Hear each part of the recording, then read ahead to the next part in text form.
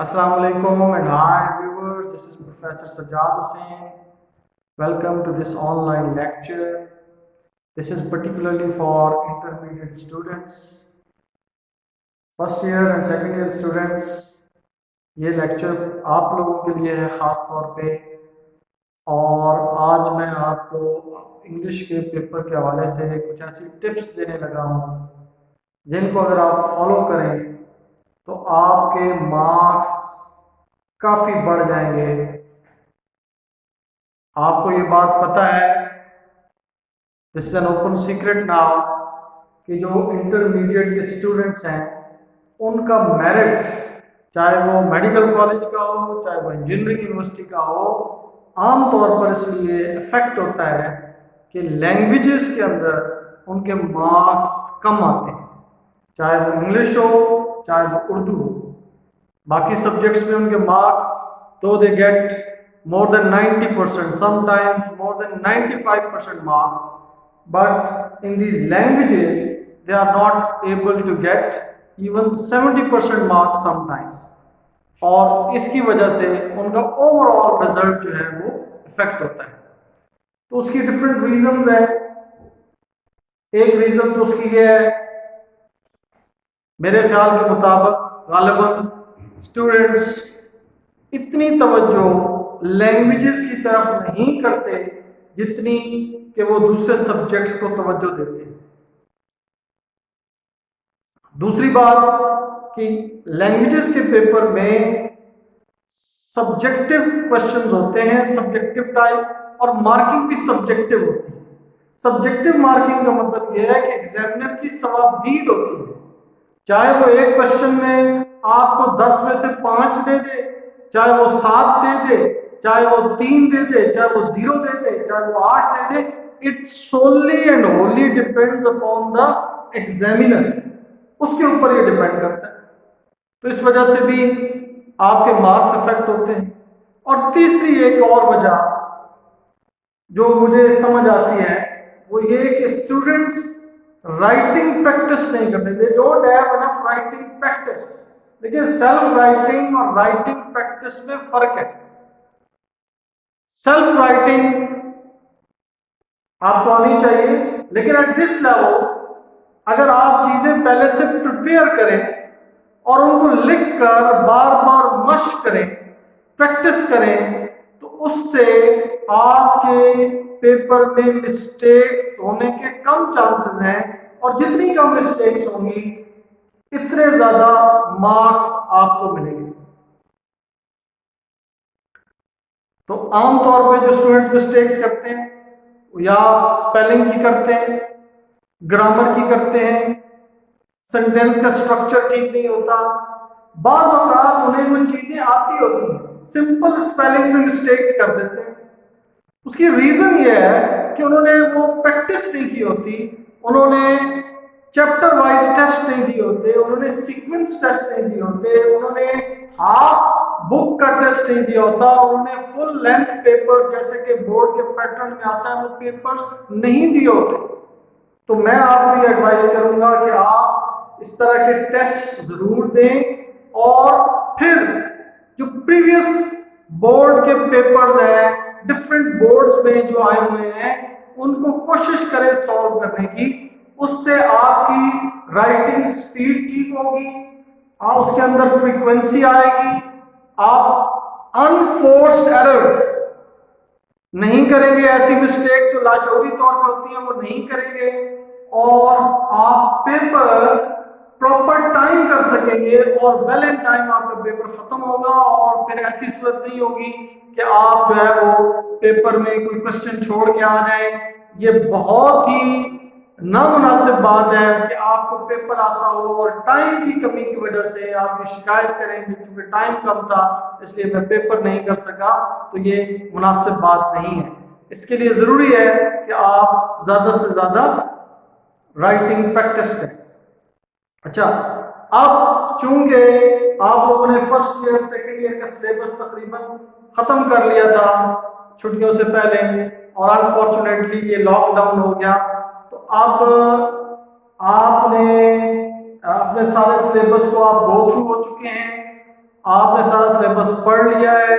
मेरे लिए ये तो अब मुमकिन नहीं है कि मैं आपको बिल्कुल स्टार्ट से लेसन 1 से क्लासेस लूँ और स्टार्ट करवाऊँ, लेकिन मैं आपको इन लेक्चर्स में, इन वीडियोस में कुछ ऐसी टिप्स दूंगा, जनरल टिप्स दूंगा कि अगर आप उनको फॉलो करें तो आपकी जो परसेंटेज ऑफ मार्क्स है इंशाल्लाह वो कंसिडरेबली काफी हद तक इंप्रूव होगी। आपको पता है स्टूडेंट्स कि फर्स्ट ईयर और सेकंड ईयर दोनों के पेपर्स में जो शॉर्ट आंसर क्वेश्चंस होते हैं उनका वेटेज 40% होता है, यानी 40 मार्क्स आपके शॉर्ट आंसर क्वेश्चंस के होते हैं। और ये शॉर्ट आंसर क्वेश्चंस आपकी बुक 1 में से भी होते हैं, आपकी बुक 3 की पोएम्स और प्लेस में से भी होते हैं फर्स्ट ईयर में, सेकंड ईयर में बुक 2 के जो एसेज हैं वहां से भी होते हैं, हीरोज में से भी होते हैं, और जो नॉवल है गुड बाय मिस्टर चिप्स वहां से भी ये शॉर्ट आंसर क्वेश्चंस लिए जाते हैं।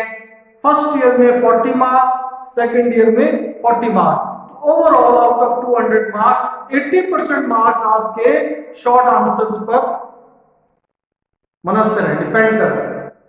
इसका मतलब ये कि शॉर्ट आंसर्स को आपने अच्छी तरह प्रिपेयर करना है। अच्छा, शॉर्ट आंसर्स को प्रिपेयर करने के लिए सबसे बेस्ट तरीका ये है कि आपने पूरा प्ले या स्टोरी या पोएम उसका टेक्स्ट पढ़ा हो। लेकिन अगर किसी वजह से आप वो पूरी स्टोरी या प्ले या पोएम नहीं पढ़ सके हैं तो आपको एटलीस्ट उसका मेन आइडिया पता हो, उसके अंदर जो कैरेक्टर्स हैं उनका पता हो, और कुछ स्टोरी की डिटेल्स आपको पता हो, तो फिर आप इस काबिल होंगे कि शॉर्ट आंसर्स को रिस्पॉन्ड कर सके। आमतौर पर जो शॉर्ट आंसर्स होते हैं, शॉर्ट आंसर क्वेश्चंस, वो क्वेश्चन वर्ड से शुरू होते हैं। When, where, why, who, what, which, ये सारे क्वेश्चन वर्ड्स हैं, इन्हीं से ये शॉर्ट आंसर क्वेश्चन स्टार्ट होते हैं। अब इनको एक तरीके से आपने आंसर करना है। बाज़ औक़ात स्टूडेंट्स जब इन शॉर्ट आंसर्स को लिखते हैं तो वो इररिलेवेंट चीजें लिख देते हैं। आपकी जो रिक्वायरमेंट है शॉर्ट आंसर की वो 3 to 4 लाइंस मैक्सिमम है, और लाइंस का मतलब सेंटेंसेस है। और ये कोई जरूरी नहीं है कि हर आंसर आपने 3 to 4 लाइंस में ही लिखना है। ये हो सकता है कि कोई क्वेश्चन, उसकी स्टेटमेंट ऐसी है कि वो आपने उसको एक सेंटेंस में आंसर करें, और ये भी मुमकिन है कि किसी क्वेश्चन की स्टेटमेंट इस तरह की हो कि आप सिर्फ 2 सेंटेंसेस लिखें तो जो उसके अंदर बात पूछी गई है वो पूरी हो जाए, और किसी में 3 सेंटेंसेस भी लिखने पड़ सकते हैं। तो it depends upon the statement of the question. और आपने टू द पॉइंट, ब्रीफ और शॉर्ट आंसर्स लिखने हैं, ताकि उसका फायदा क्या होगा, एक तो जब टू द पॉइंट आंसर्स होंगे तो उसमें मिस्टेक्स के कम से कम चांसेस होंगे, ग्रामेटिकल मिस्टेक्स, ग्रामर की मिस्टेक्स कम होंगी। और दूसरा ये है कि जब आप रेलेवेंट लिखेंगे तो examiner would award you maximum credit. अच्छा, अब इसको प्रैक्टिकली डेमोन्स्ट्रेट करने के लिए और अमली तौर पर बताने के लिए मैंने यहाँ कुछ क्वेश्चंस बोर्ड के ऊपर आज लिखे हैं, ताकि मैं आपको प्रैक्टिकली बताऊं कि आपने इनको कैसे आंसर करना है। ये जो चारों क्वेश्चंस हैं ये आपके प्ले ऊस्टर एंड द पर्ल से लिए गए। आपका जो प्ले है, जो आपका थर्ड प्ले है, द ऊस्टर एंड द पर्ल, उसमें से ये तीनों चारों क्वेश्चंस मैंने लिखे हैं, स्पेसिफिक क्वेश्चंस हैं, ताकि मैं आपको बताऊं कि आपने इनको कैसे रिस्पॉन्ड करना है। पहला क्वेश्चन देखिए, ये है हु इज वाज इट। याद रखिए कि when, where, why, what, which, who, ये जो क्वेश्चन वर्ड्स होते हैं इनको यूज करते हैं आंसर के लिए। इनको क्वेश्चंस के लिए ये आमतौर पर ये वर्ड यूज होते हैं। अगर आपका क्वेश्चन आ जाए हु इज वाज इट, इसका मतलब है कि आपने एक वर्ड या दो वर्ड्स में हु की जगह आंसर करना है कि कौन, वॉज कौन है। और अगर आपने ये प्ले पढ़ा है तो आपको पता है कि वो वॉज के एक्सपर्ट वॉच रिपेयरर है, तो आप इसी तरह इसका आंसर लिखेंगे वॉज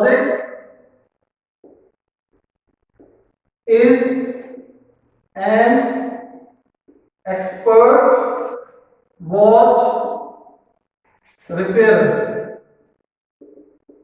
बस अगर आपने इतनी सी बात लिखी तो you will get 2 out of 2, provided आपकी कोई ग्रामर की मिस्टेक नहीं है या आपकी कोई स्पेलिंग मिस्टेक नहीं है। लेकिन आगे आपको कुछ मैंने देखा है बाद स्टूडेंट्स लिखते हैं बोलता है कि an expert watch repair he is summoned by Harry to examine the ball. अब इसकी कोई जरूरत नहीं, आपने टू द पॉइंट लिखना है आंसर। अगला क्वेश्चन है what does Claire want to put in the newspaper. अब ये जो क्वेश्चन है मैंने इंटेंशनली ऐड किया था कि मैं आपको बता सकूं कि जब किसी क्वेश्चन की स्टेटमेंट में डज का वर्ड आ जाए या डू आ जाए तो इसका मतलब कि आपने जब उसको रिस्पॉन्ड करना है, आंसर करना है, तो आंसर करते वक्त वर्ब की फर्स्ट फॉर्म लगानी है। अगर डू हो तो सिर्फ वर्ब की फर्स्ट फॉर्म लगानी है सब्जेक्ट के मुताबिक। लेकिन अगर यहाँ पे डज हो तो फिर आपने सब्जेक्ट को देखते हुए वर्ब की फर्स्ट फॉर्म के साथ एस का इजाफा करना है। फॉर एग्जांपल क्वेश्चन है what does Clay want to put in the newspaper. Clay newspaper में अखबार में क्या देना चाहता है, इसका आंसर होगा क्ले वो इश्तिहार देना चाहता है तो wants to put an ad in the newspaper। ठीक, अब ये जो क्वेश्चन है वैसे तो इसका आंसर पूरा हो गया और मेरे ख्याल के मुताबिक examiner should reward you 2 out of 2 if you write it correctly. लेकिन to be on the safe side बाज़ औक़ात जो मैंने आपको बताया कि discretion of the examiner matters, will of the examiner prevails. Examiner की जो डिस्क्रिशन है वो बहुत इंपॉर्टेंट है, तो उसका ख्याल रखते हुए आप इसको थोड़ा सा इलैबोरेट भी कर सकते हैं और लिख सकते हैं Clay wants to put an ad in the newspaper.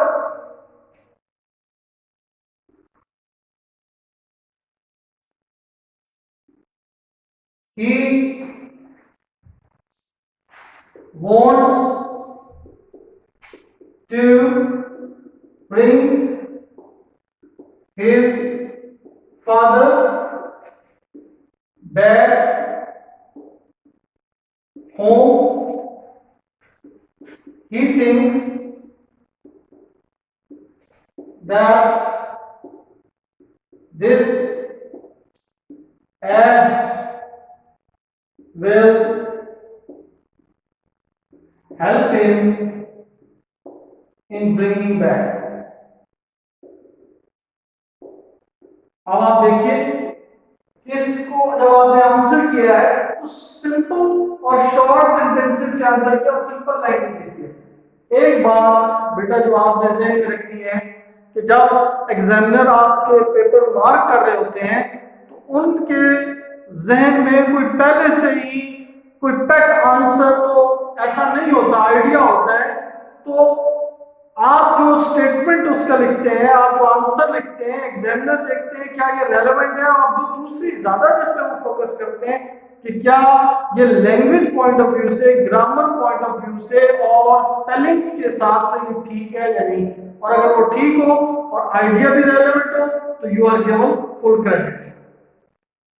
Next question, ये भी मैंने क्वेश्चन इसलिए ऐड किया ताकि मैं यहाँ पे आपको एक टिप दे सकूं।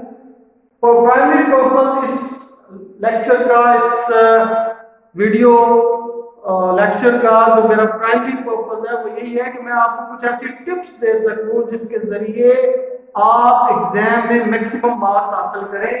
तो ये क्वेश्चन फिर ध्यान देखिए, क्वेश्चन है व्हाई डिड, क्वेश्चन है डिड, इसका मतलब ये पास्ट इंडेफिनिट का क्वेश्चन है जब आपने इसको आंसर करना है तो वर्ब की सेकंड फॉर्म यूज करनी है। अगर आप वर्ब की सेकंड फॉर्म यूज नहीं करेंगे, फर्स्ट फॉर्म लगाएंगे, तो इट मींस कि एक मिस्टेक आपकी हो गई, और वर्ब की mistake means mistake of a tense, and mistake of a tense means you will lose 1 mark out of 2 for one mistake. So be very careful about it. So why did Clay need money? Clay second form, needed is the second form, needed money for his family. Full stop. He thought it would